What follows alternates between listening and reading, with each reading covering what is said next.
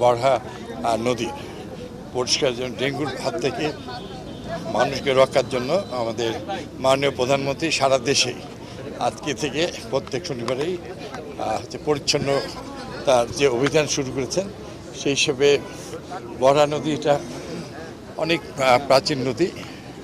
আমি মনিউদ্দিন ভাইয়ের আজকে আমার দেশের নদীগুলো নিয়ে তার বিস্তীর্ণ প্রতিবেদন পড়েছি। আমাদের সরকারের দায়িত্ব, আমাদের নেতা শহীদ জিয়াউর রহমান খাল খননের মধ্য দিয়ে বাংলাদেশের মৎস্য চাষ এবং জমিতে সেচ সুবিধা এবং প্রাকৃতিক বৈচিত্র্য ফিরে আনার জন্য যে কর্মসূচি গ্রহণ করেছিলেন আমরা এটাও গ্রহণ করেছি।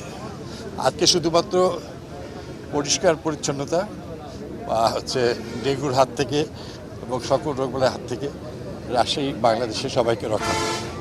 আমি এই উদ্বোধনের আমার সহযোদ্ধা আমাদের মাননীয় সংসদ সদস্য শফিউল হক মিলন, আমাদের বিভাগীয় কমিশনার সাহেব, মাননীয় ডিসি এবং সকল উচ্চপদস্থ কর্মকর্তাবৃন্দ, আমি সবার সমন্বয়ে মহান সৃষ্টি আল্লাহ কর্তার নামে আজকে বরহা নদীর এই পরিচ্ছন্নতা অভিযানে শুভ উদ্বোধন ঘোষণা করছি।